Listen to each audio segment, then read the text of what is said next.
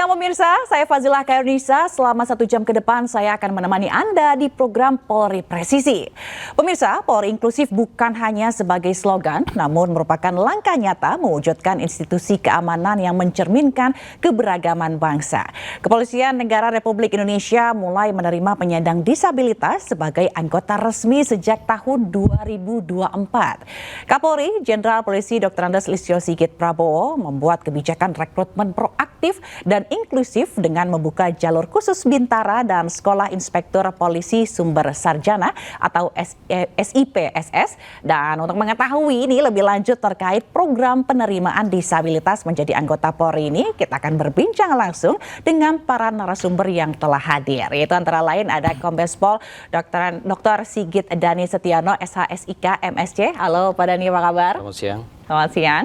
Lalu ada ini selaku Kabak Mutjab Robinkar SSDM Polri ya Pak ya. Lalu ada Bribda Randy Arif Pratama, anggota Sat Intelkam Polresta Deli Serdang. Halo Mas Randy, selamat datang.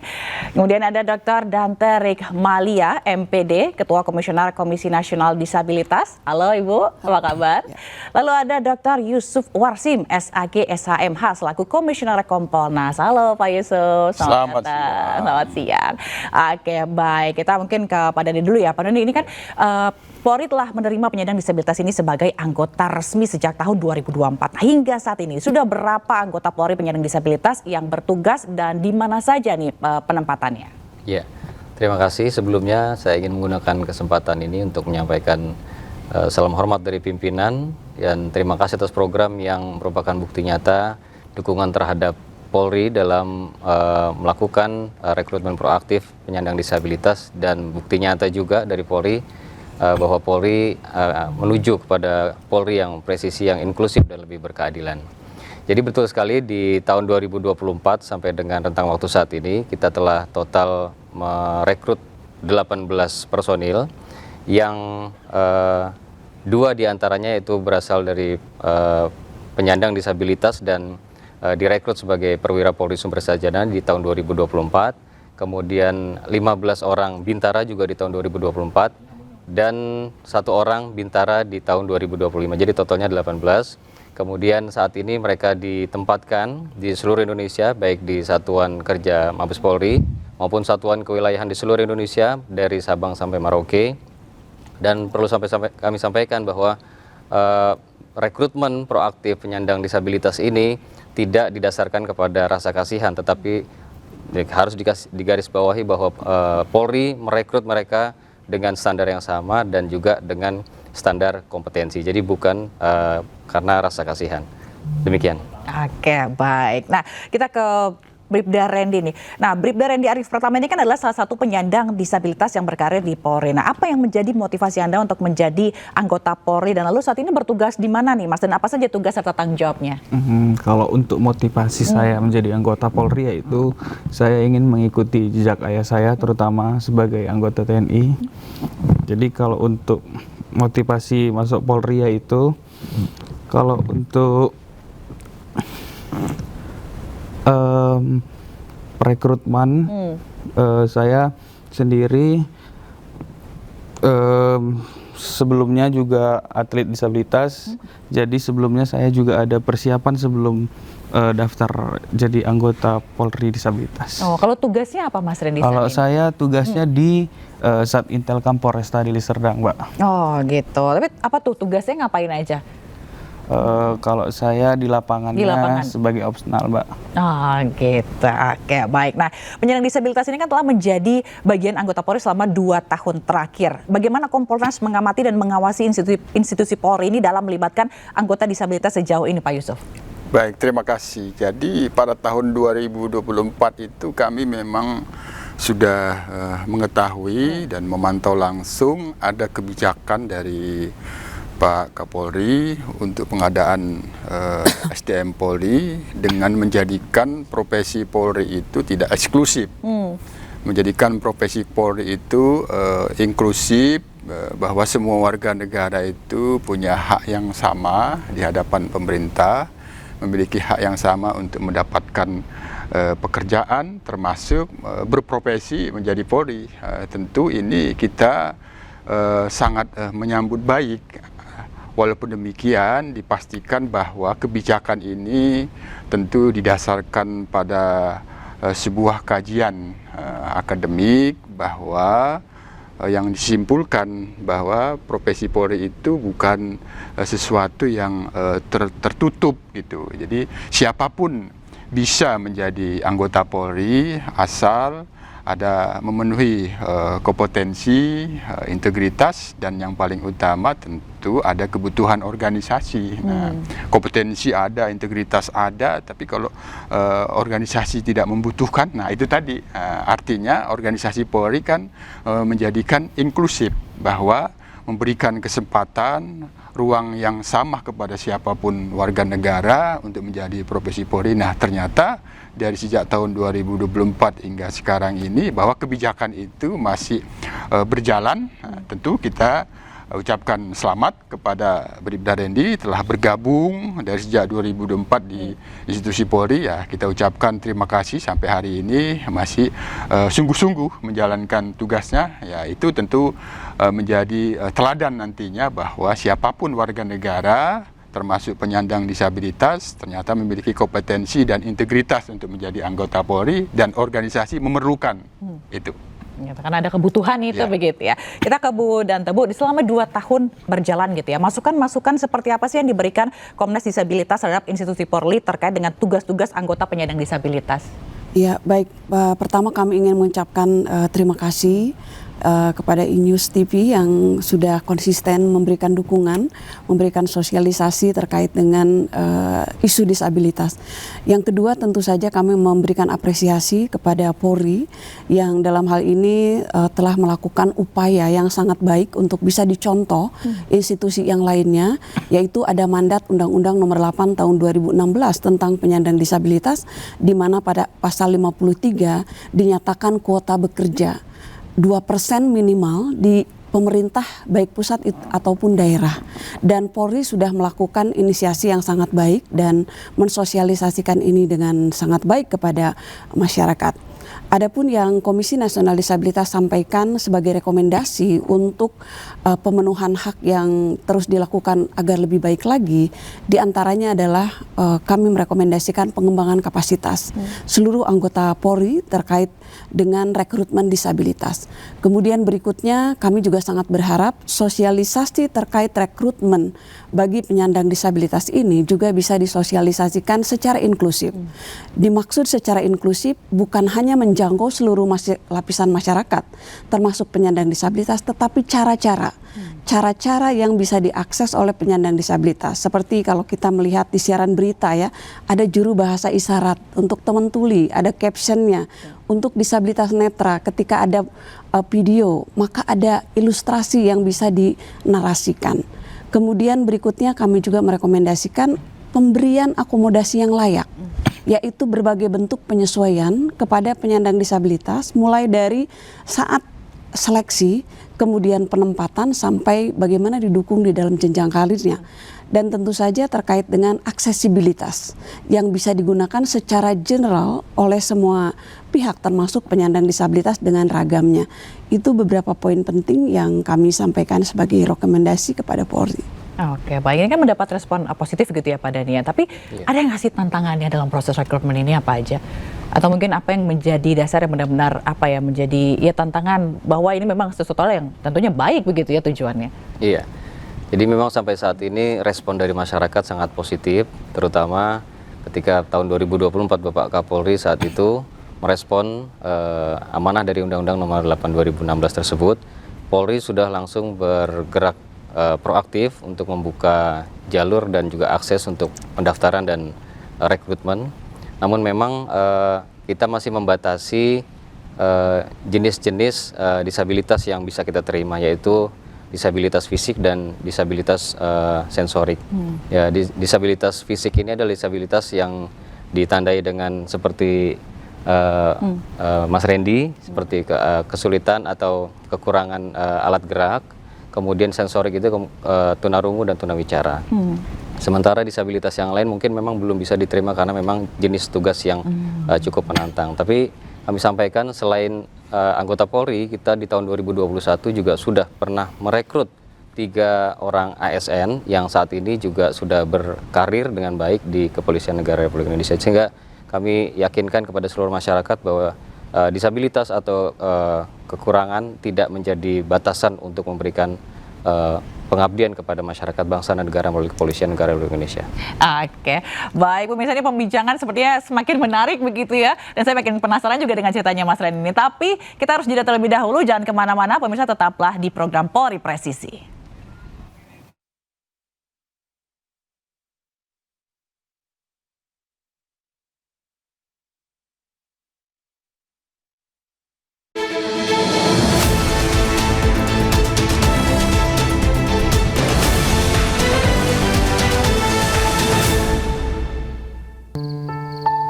Aku kesal sama ayah. Ayah selalu sibuk, gak ada waktu buat nemenin aku. Saat sebagian besar masyarakat masih terlelap, ada kami, abdi negara yang sudah memulai tugas.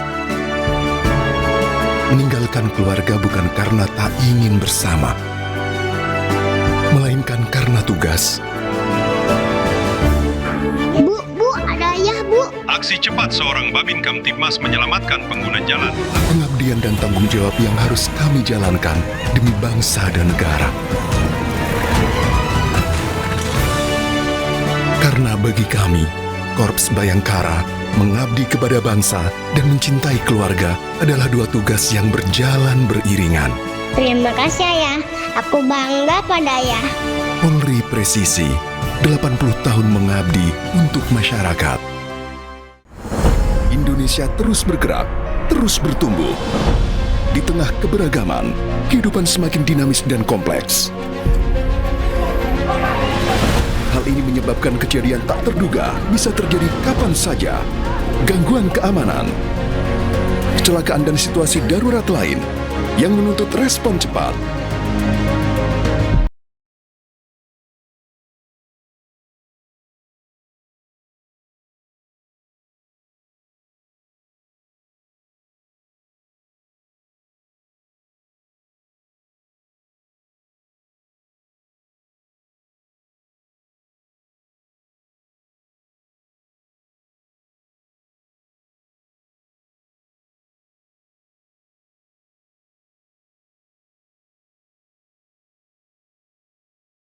Polisi 110, pelayanan cepat lewat satu panggilan.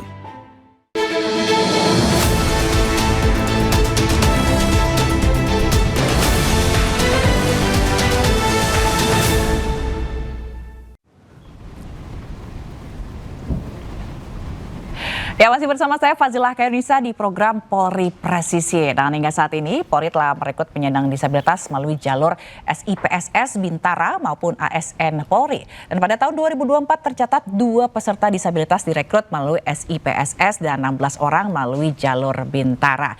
Sementara pada tahun 2025 ini terdapat 1 peserta disabilitas yang diterima melalui jalur Bintara Polri. Nah, 2 tahun berjalan sejak rekrutmen pertama penyandang disabilitas, bagaimana metode pendidikan serta sistem penempatan bagi para anggota penyandang disabilitas nih Pak Dhani? Iya, jadi rekan-rekan dari penyandang disabilitas saat ini itu akan mengikuti rekrutmen sampai dengan pendidikan dengan standar yang sama. Jadi kami garis bawahi standar yang kita terapkan kepada mereka adalah sama. Dan kemudian setelah rekan-rekan ini lulus, diterima dan mengikuti pendidikan, maka di pendidikan pun kurikulum yang kita terapkan adalah kurikulum yang sama dengan peserta yang lainnya. Yang membedakan mungkin adalah metodenya, ada pembedaan sedikit berkaitan dengan teknis, tempat, dan juga cara-cara yang dilaksanakan oleh instruktur dalam memberikan materi kepada rekan-rekan penyandang disabilitas. Untuk bisa mendapatkan bobot yang sama, maka ada beberapa metode pendekatan. Yang pertama duplikasi, artinya ada materi-materi yang memang harus dilebihkan kepada rekan-rekan penyandang disabilitas untuk mendapatkan bobot atau nilai yang sama dengan rekan-rekan yang lain. Kemudian modifikasi, ada perubahan jenis latihan atau ujian atau penugasan-penugasan dalam pendidikan yang memberikan kesempatan rekan-rekan penyandang disabilitas menunjukkan kelebihannya dibandingkan dengan yang lainnya sehingga bobotnya menjadi sama.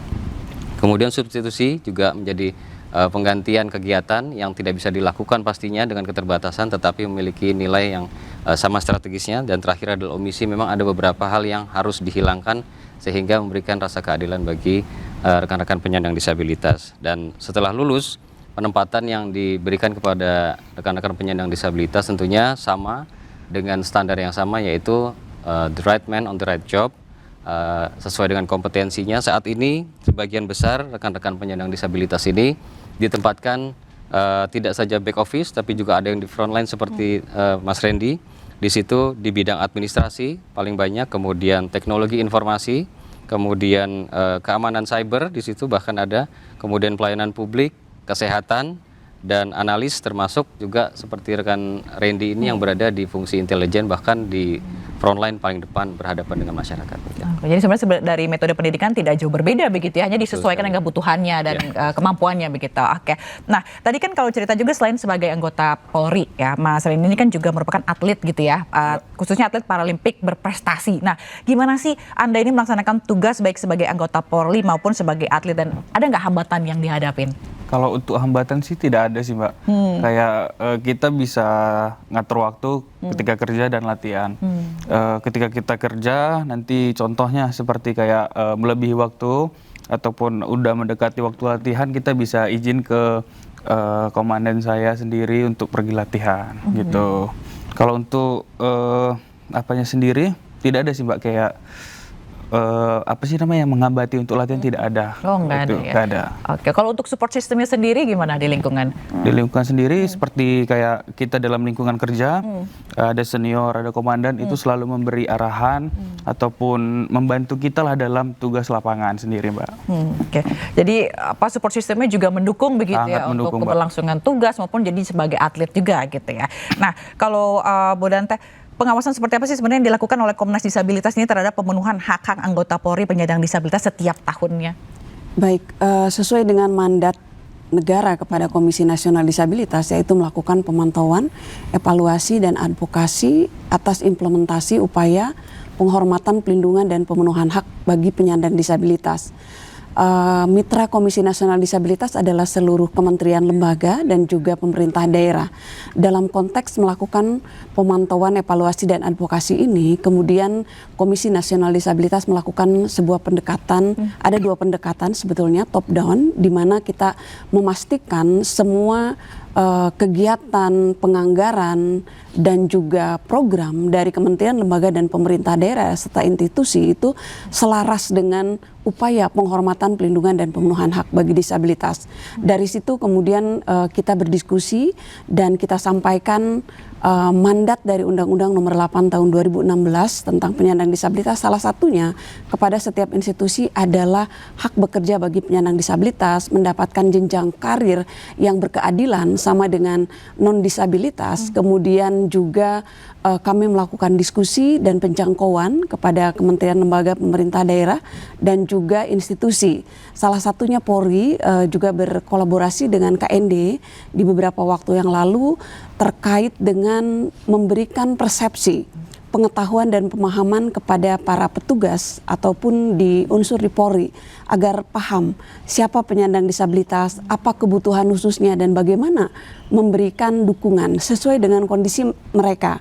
Inilah salah satu cara yang dilakukan oleh Komisi Nasional Disabilitas dalam rangka melakukan pemantauan. Jadi secara tidak langsung dengan berkolaborasi kami pun melihat progres dan capaian yang dilakukan oleh Polri. Oke, jadi pemantauan terus dilakukan begitu ya Bu ya, untuk melihat hasilnya seperti apa. Nah, kalau misalnya Pak Yusuf, dari hasil pengawasan Kompolnas sendiri, gimana sih menurut Pak Yusuf nih kebijakan rekrutmen dan penempatan anggota Polri penyandang disabilitas yang sudah berjalan saat ini? Ya, karena ini kebijakannya baru berjalan 2 tahun, tentu memang sejauh ini kita belum mendapatkan keluhan-keluhan atas pelaksanaan kebijakan ini. Hanya tentu apabila nanti pada tahun 2026 ini masih ada kebijakan rekrutmen proaktif dan inklusif penyandang disabilitas, maka ini tentu timing yang waktu yang tepat. Pertama, pada aspek yang kebijakan pengadaannya sendiri kan ada di SSDM. Tentu kita mendorong perlu adanya analisa dan evaluasi apakah kebijakan yang didasarkan pada kebutuhan organisasinya sudah tepat. Tentu kalau kompetensi dan integritas ya pasti itu sama dengan yang non disabilitas walaupun ada pemenuhan kebutuhan khusus, tapi kompetensi sebagai anggota Polri, integritas sebagai anggota Polri itu kan sama gitu. Ada kepatuhan terhadap disiplin, kepatuhan terhadap kode etik profesi. Oleh karena itu apabila ke depan ada kebutuhan-kebutuhan terkait dengan kebutuhan khusus untuk kode etik secara khusus, itu kan bisa saja. Oleh karena itu bagian dari ANEP.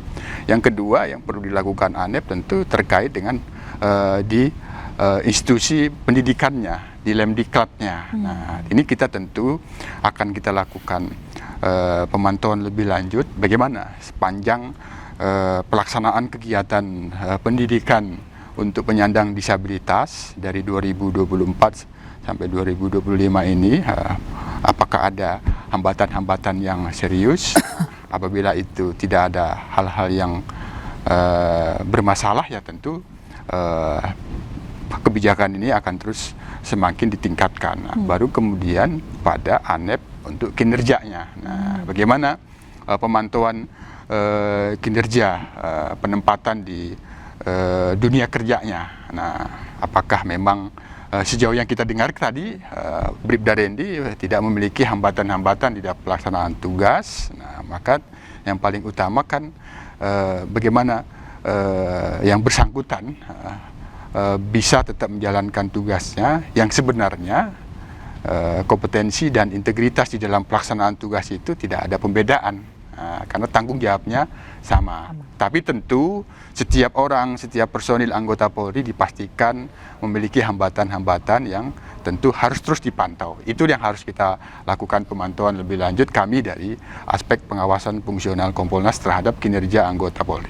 Oke, baik. Lalu misalnya kalau nanti kan ada perekrutan ya Pak Dhani ya, dan misalnya ada sebenarnya kalau untuk 2000 berarti perekrutan untuk 2027. Nah itu sudah ada berapa banyak pelamar dan kira-kira untuk penyiapan kuotanya ada berapa banyak nih, dan bagaimana nih mengantisipasi mungkin kalau banyak yang ngelamar gitu kan, sosialisasinya juga dari Polri seperti apa? Iya, sementara memang kita masih mengacu kepada kuota yang lama, di mana kita membuka sebesar-besarnya rekrutmen untuk penyandang disabilitas dengan tetap standar tadi 2 disabilitas yang kita terima. Nantinya mungkin saat ini belum kita tetapkan, tetapi mungkin kita akan berorientasi pada kebutuhan organisasi yang lebih berbasis digital mungkin. Jadi kebutuhan untuk ahli dari analis teknologi informasi maupun keamanan cyber mungkin itu yang akan kita cari, yang memberikan peluang juga untuk teman-teman dari disabilitas. Oke, ini semakin menarik lagi gitu ya pemirsa perbincangannya. Namun kita harus jeda terlebih dahulu, jangan kemana-mana, tetaplah di program Polri Presisi.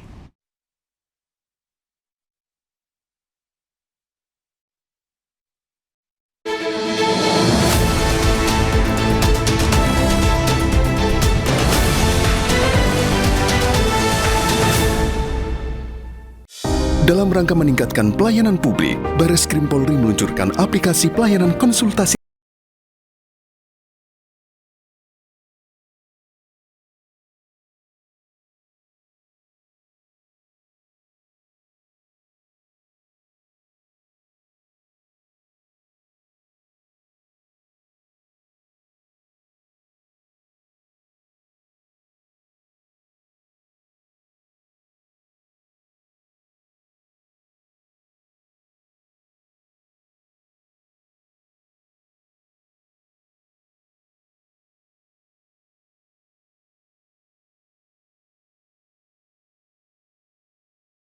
perkara secara transparan. Melalui aplikasi pelayanan konsultasi reserse, keluhan dan harapan masyarakat dapat langsung direspon, ditindaklanjuti, dan diselesaikan dengan cepat, transparan, dan akuntabel. Bareskrim Polri, melayani dengan hati. Aku kesal sama ayah. Ayah selalu sibuk, gak ada waktu buat nemenin aku. Saat sebagian besar masyarakat masih terlelap, ada kami, abdi negara yang sudah memulai tugas. Meninggalkan keluarga bukan karena tak ingin bersama, melainkan karena tugas. Bu, ada ayah, Bu. Aksi cepat seorang Babin Kamtibmas menyelamatkan pengguna jalan. Pengabdian dan tanggung jawab yang harus kami jalankan demi bangsa dan negara.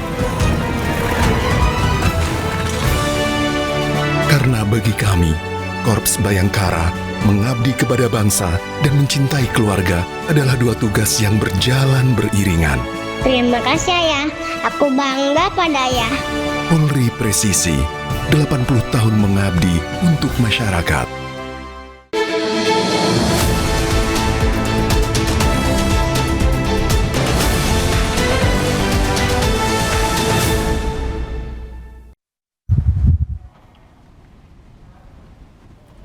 Ya, masih bersama saya Fazila Khairunisa di program Polri Presisi. Ini kita lanjut lagi ya dialognya nih. Nah, penyandang disabilitas memerlukan fasilitas khusus ini untuk membantu aktivitasnya. Dan terkait fasilitas serta alat bantu kerja yang dibutuhkan para anggota penyandang disabilitas ini, gimana nih komitmen Polri dalam pemenuhan kebutuhan tersebut, Pak Dhani?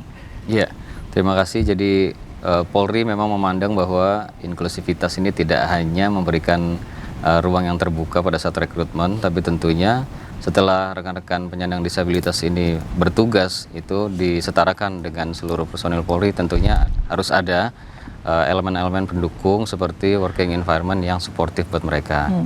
Dan untuk itu maka aksesibilitas memang sangat penting, dan di dalam catatan kami di tahun 2025 Polri telah menyediakan ribuan fasilitas untuk mendukung kegiatan dari rekan-rekan penyandang disabilitas, seperti jalur khusus disabilitas, kemudian toilet accessible, kemudian penanda khusus, kursi roda maupun area parkir khusus, yang tentunya selain ini diperuntukkan untuk rekan-rekan petugas penyandang disabilitas, tapi juga bisa digunakan oleh seluruh masyarakat yang akan menerima pelayanan dari kepolisian. Dan tentunya aksesibilitas ini kita bangun sejalan dengan upaya kita membangun pelayanan publik, tetapi bukan sekedar membangun fisik, tetapi lebih karena penghormatan kita kepada penyandang disabilitas untuk mendapatkan akses yang sama. Nah, oke. Nah, kita ke Mas Randy. Mas Randy, ada nggak sih alat bantu atau alat bantu apa sih yang dibutuhkan gitu ya dalam pelaksanaan tugas selama ini, dan gimana nih pemenuhan kebutuhan tersebut oleh dari Polri gimana? Kalau untuk alat bantu sendiri kemungkinan nggak ada ya Mbak, karena hampir semua yang bisa dilakukan yang non disabilitas itu saya bisa, kayak bawa kereta saya bisa karena ada alatnya, maupun gasnya dipindah kiri. Bawa kereta tuh maksudnya? Motor. Enggak, kereta ya kereta. Kalau mobil kan saya ada sendiri. Kalau mobil saya menggunakan Matic karena kan giginya di kiri.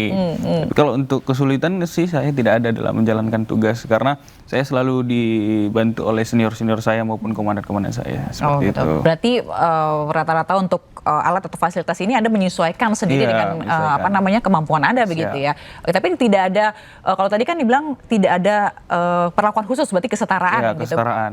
Jadi Polri memandang kesetaraan.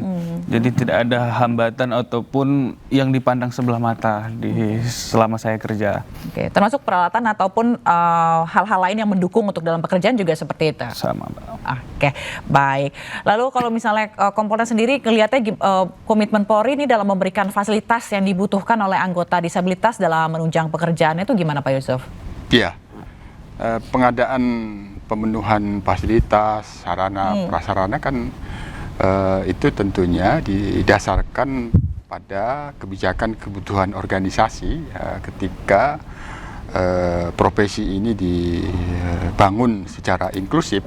Nah, walaupun demikian standar fasilitasnya tentu Polri dapat membuka masukan dari Komisi Disabilitas, karena bagaimanapun kan ini konsepnya kan inklusivitas ini kan keberagaman. Pentingnya akses kepada penyandang disabilitas itu kan tetap ada. Nah, pemenuhan secara khusus, walaupun sebenarnya tuntutan organisasi itu kan ada pada kemampuan, pada integritas. Nah, sarana, prasarana dan fasilitas yang diberikan secara kursus yang didasari pada kebijakan kebutuhan organisasi itu, yang itu tidak menjadi, kan ada hambatan, tapi sarana dan prasarana dan fasilitas itu menjadikan untuk support, dukungan.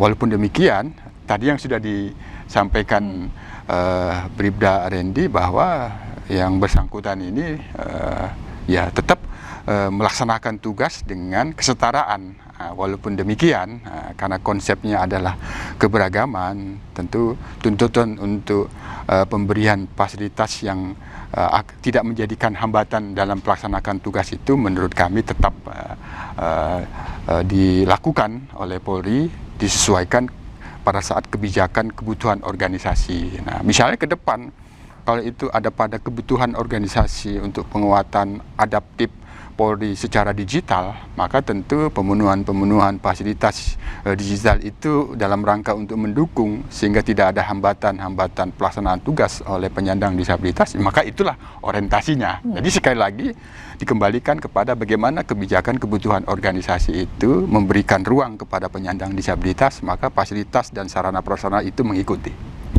Jadi selama ini yang sudah berjalan juga sudah cukup baik begitu ya, sudah mendukung begitu ya. Oke, Bu Danta, seperti apa sih Bu peran Komnas Disabilitas nih ya dalam mendorong pemenuhan fasilitas atau alat bantu bagi anggota penyandang disabilitas dalam melaksanakan pekerjaannya nih?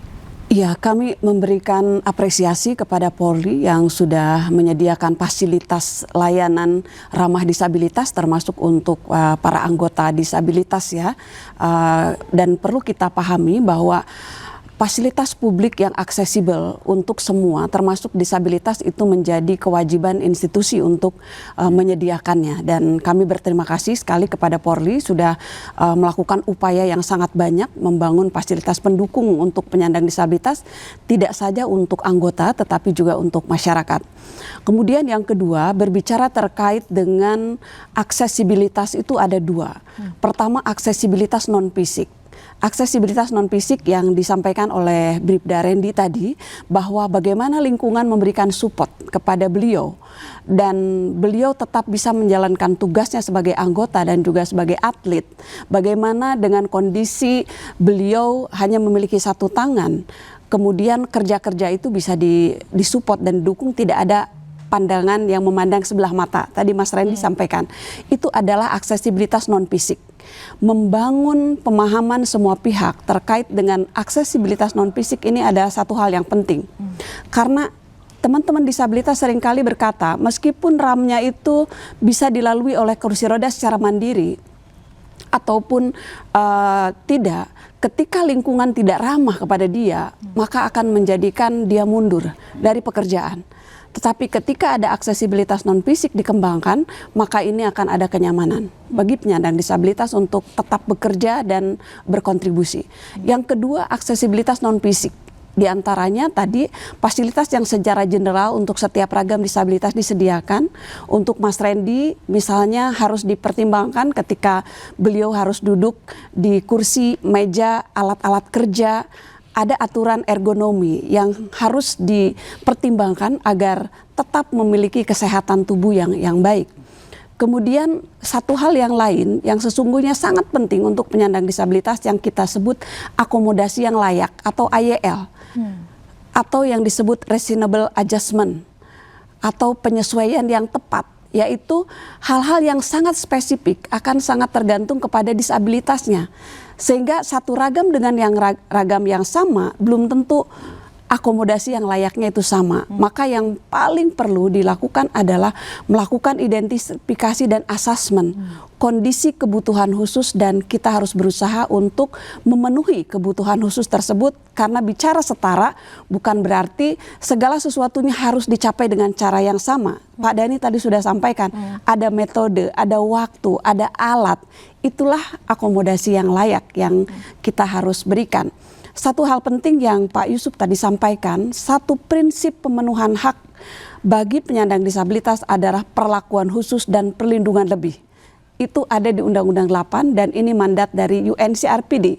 Nah, bagaimana harus diperlakukan lebih dan dilindungi secara khusus, itu terkait karena kondisi kedisabilitasan yang dimiliki. Bukan karena charity, tetapi benar-benar karena kondisi kedisabilitasan kita harus dukung agar mendapatkan kesetaraan. Oke, Mbak Dani mungkin ada tanggapan untuk apa yang disampaikan oleh Bu Dante tadi? Iya, memang ini terima kasih Bu Dante atas masukannya. Tentunya akan menjadi evaluasi kami secara lebih mendalam berkaitan dengan fasilitas fisik maupun non fisik yang harus menjadi lingkungan yang mendukung untuk keberhasilan rekan-rekan. Dan kami sampaikan juga di sini bahwa seperti Bribda Randy yang saat ini bertugas di lini terdepan di intelijen, itu menunjukkan bahwa lingkungan kerjanya mendukung dengan baik, yang itu adalah bentuk dari dukungan non fisik yang Ibu sampaikan tadi. Dan tentunya nanti akan kami jadikan salah satu tambahan di salah satu SOP kami untuk melakukan assessment kembali lingkungan fisik dan non fisik yang bisa mendukung teman-teman disabilitas. Ya, baik, terima kasih banyak. Oke, baik. Nah pemirsa, kita harus jeda terlebih dahulu, namun jangan kemana-mana karena perbincangan menarik masih akan hadir tetap di program Polri Presisi.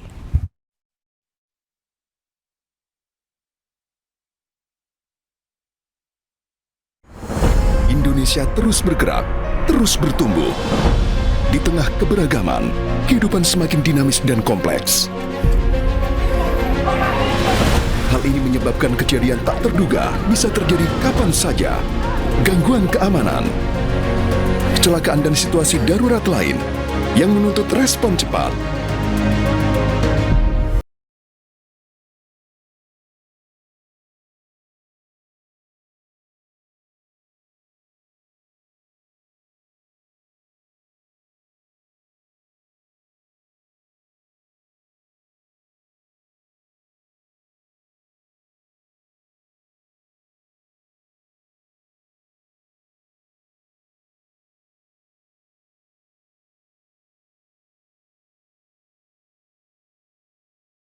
Layanan polisi 110, pelayanan cepat lewat satu panggilan.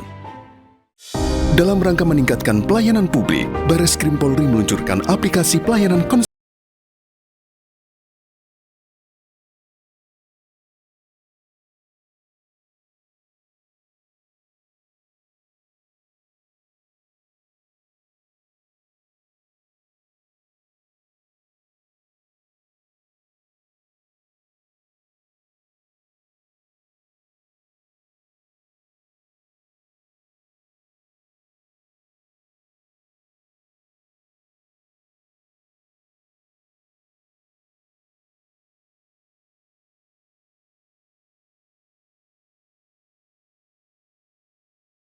penanganan perkara secara transparan. Melalui aplikasi pelayanan konsultasi reserse, keluhan dan harapan masyarakat dapat langsung direspon, ditindaklanjuti, dan diselesaikan dengan cepat, transparan, dan akuntabel. Bareskrim Polri, melayani dengan hati. Kenapa?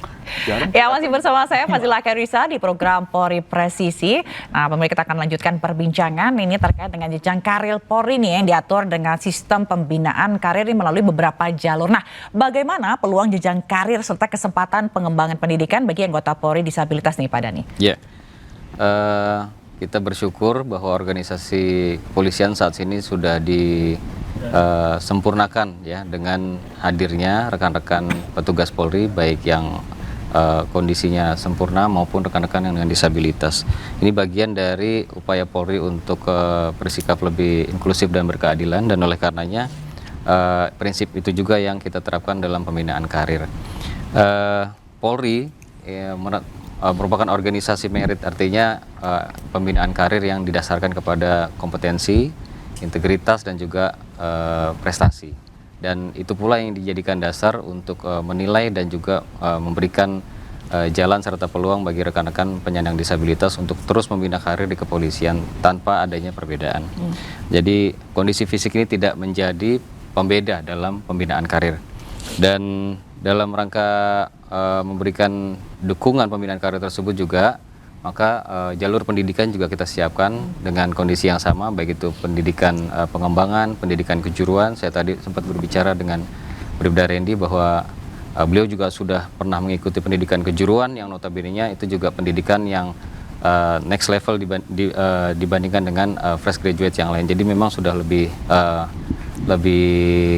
jauh melangkah di kepolisian dengan pendidikan yang diberikan di pendidikan kejuruan. Kemudian upaya kami juga dalam menempatkan rekan-rekan dari penyandang disabilitas ini untuk sesuai dengan kompetensinya. Ini juga terlihat ada beberapa personil yang sempat kami catat di fungsi kedokteran kepolisian. Ada salah satu dokter kita dari SIPSS yang saat ini bertugas di Sulawesi Barat juga telah mengemban fungsi dokter dan juga manajerial di rumah sakit.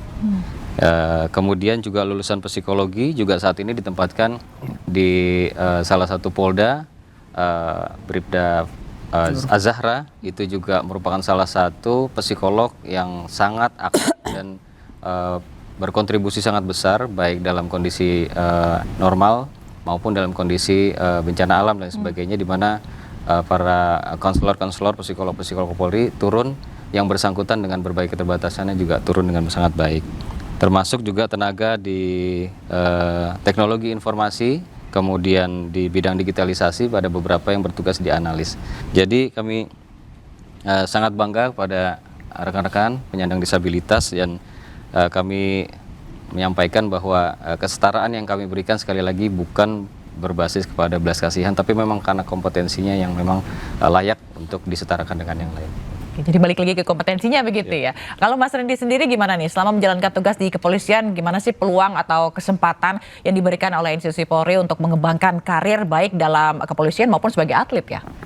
Kalau untuk tugas sendiri ya Mbak, selama menjalankan tugas saya banyak belajar juga selain yang dibilang Bapak Kombes, Pak Komandan saya, dibilang kalau saya dalam menjalankan tugas itu sehari-hari adalah belajar. Tapi ketika tadi di SPN Hinai saya itu pendidikan pengembangan intelijen lagi Mbak.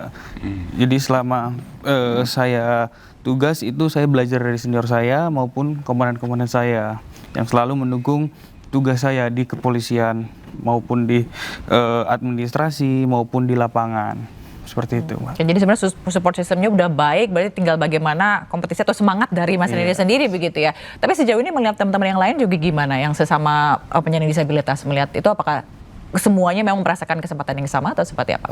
Kemungkinan merasakan kesempatan yang sama, mereka juga terus ingin berkarir ya Mbak. Kan kami juga punya grup WhatsApp juga ya. Kami sering saling komunikasi.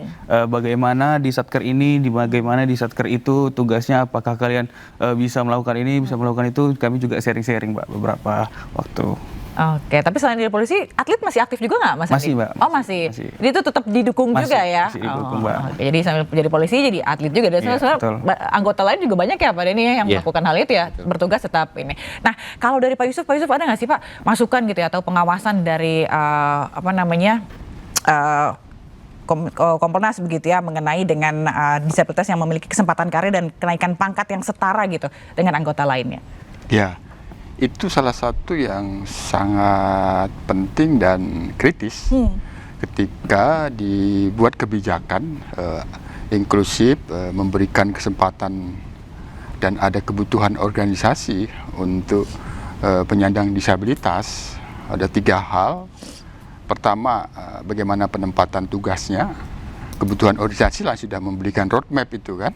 Yang kedua, bagaimana lingkungan memperlakukan.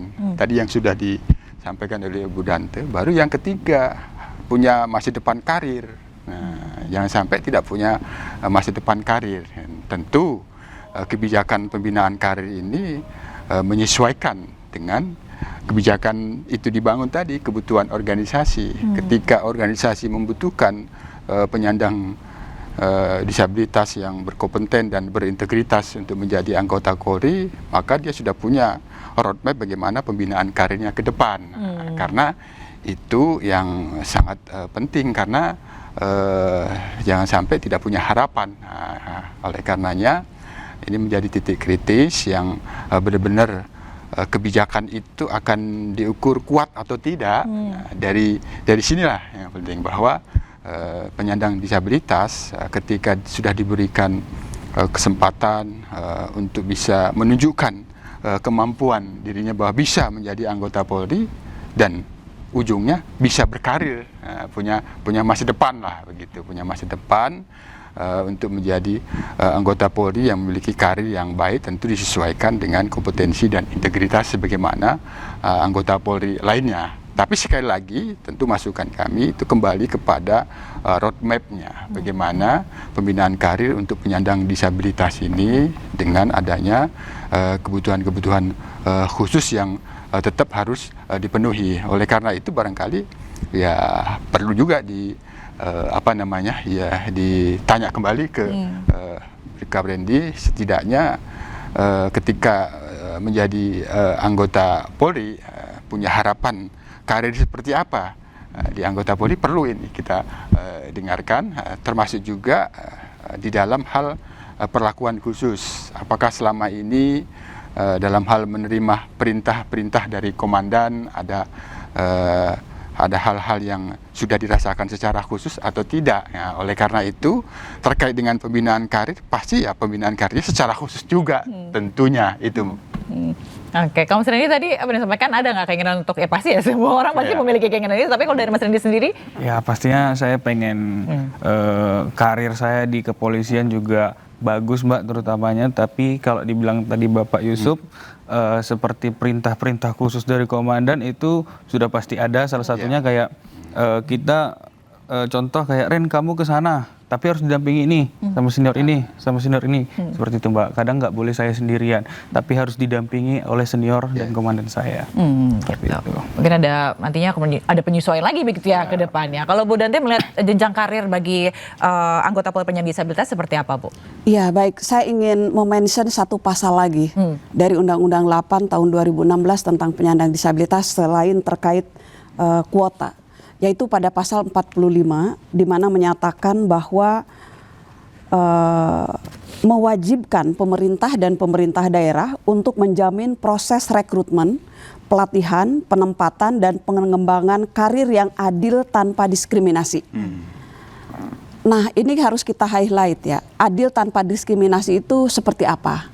Maka sebetulnya yang disampaikan oleh Pak Yusuf tadi mencoba mendalami penyandang disabilitas anggota Polri itu sendiri, apa minatnya, apa potensinya, kemudian bagaimana potensi minat bakat ini dikembangkan, itu menjadi satu poin penting yang bisa diterapkan untuk pengembangan karirnya. Dan dalam konteks ini juga bahwasannya teman-teman penyandang disabilitas itu harus mendapat kesempatan yang sama dengan non-disabilitas, baik pengembangan pendidikan pelatihan di dalam ataupun di luar. Dan saya ingin memention satu hal sebetulnya dari yang Pak Dhani sampaikan dan fakta bahwa Polri sekarang hanya merekrut 2 ragam disabilitas, dan ini sebetulnya saya ingin sampaikan di rekomendasi nanti.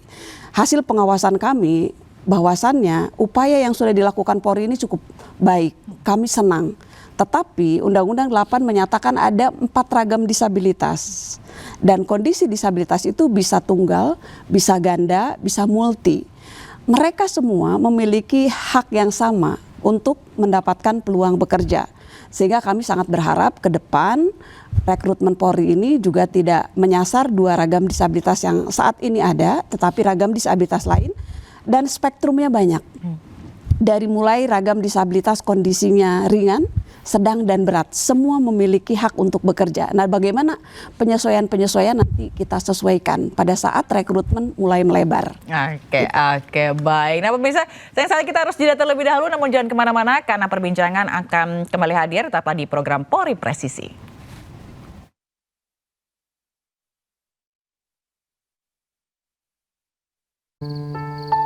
Aku kesal sama ayah. Ayah selalu sibuk. Gak ada waktu buat nemenin aku. Saat sebagian besar masyarakat masih terlelap, ada kami, abdi negara yang sudah memulai tugas. Meninggalkan keluarga bukan karena tak ingin bersama, melainkan karena tugas. Bu, ada ayah, Bu. Aksi cepat seorang Babin Kamtibmas menyelamatkan pengguna jalan. Pengabdian dan tanggung jawab yang harus kami jalankan demi bangsa dan negara. Karena bagi kami, Korps Bayangkara, mengabdi kepada bangsa dan mencintai keluarga adalah 2 tugas yang berjalan beriringan. Terima kasih Ayah, aku bangga pada Ayah. Polri Presisi, 80 tahun mengabdi untuk masyarakat. Indonesia terus bergerak, terus bertumbuh. Di tengah keberagaman, kehidupan semakin dinamis dan kompleks. Hal ini menyebabkan kejadian tak terduga bisa terjadi kapan saja. Gangguan keamanan, kecelakaan dan situasi darurat lain yang menuntut respon cepat.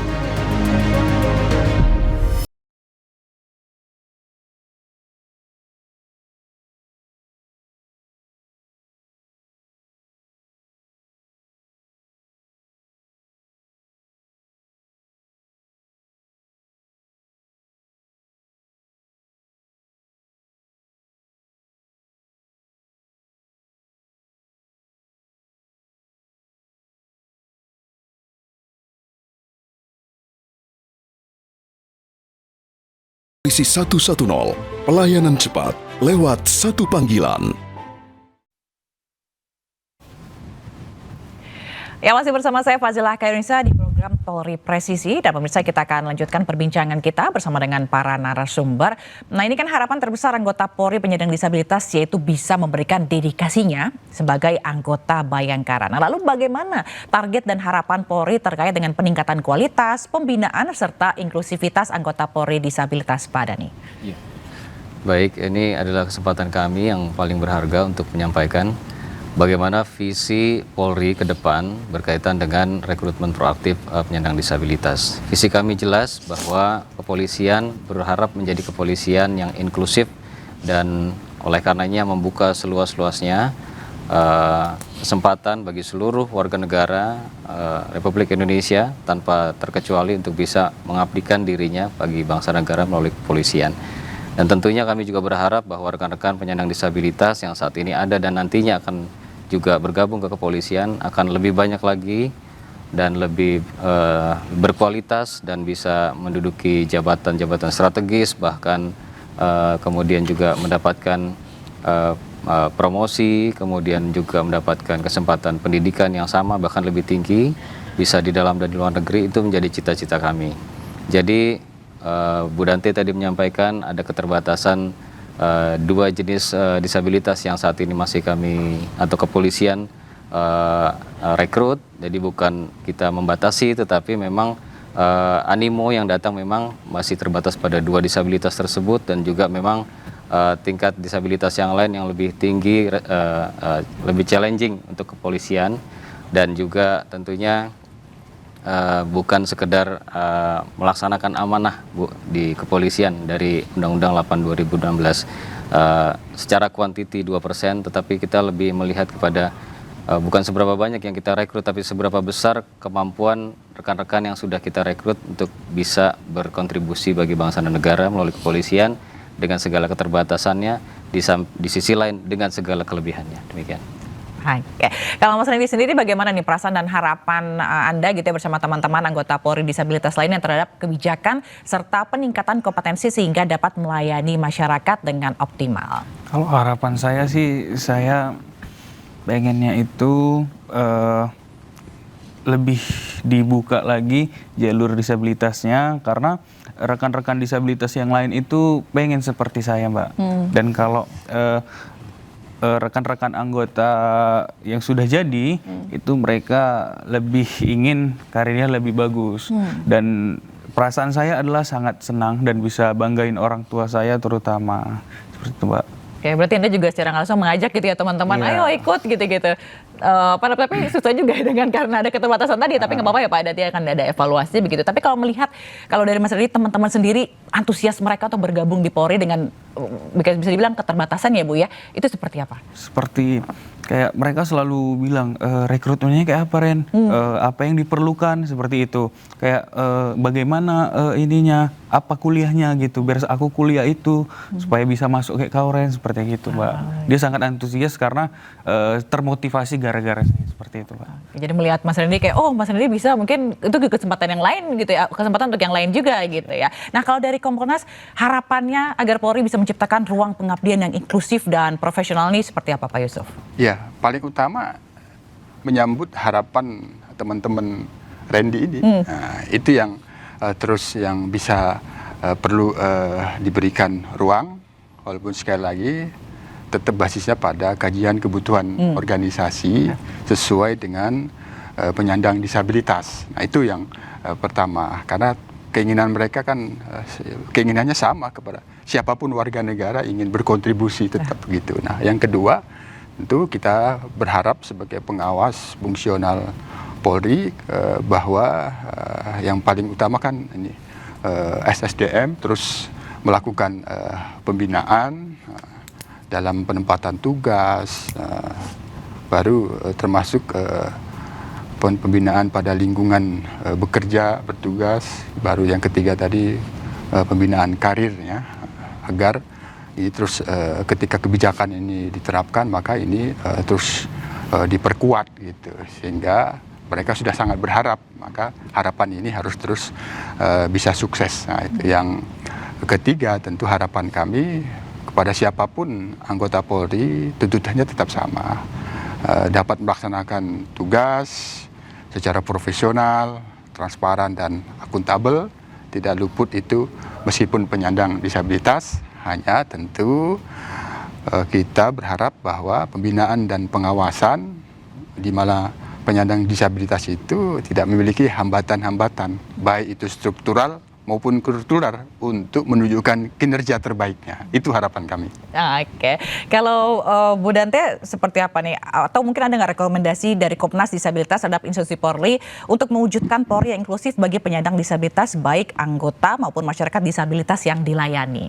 Iya, senang sekali tadi mendengar penjelasan terakhir dari Pak Dhani ya, bahwa 2 ragam disabilitas yang direkrut karena memang animo masyarakat yang merekrut, yang mendaftar itu seperti itu. Sehingga kami berharap sebetulnya Polri terus memberikan ruang untuk pemenuhan kuota bekerja minimal 2% dari anggota Polri, dengan tentu saja mendengarkan apa yang disampaikan oleh Mas Randy tadi, bahwa teman-teman penyandang disabilitas begitu ingin mendapatkan kesempatan bekerja.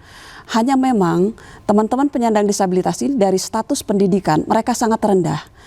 Dan jalur Bintara yang disediakan oleh Polri itu menjadi satu solusi yang baik, sehingga diisi lebih banyak ya Pak Dhani, karena tamatan SMA kalau tidak salah ya. Nah, ini disabilitasnya memang secara pendidikan masih sangat rendah, bahkan yang tamat SD itu 30%.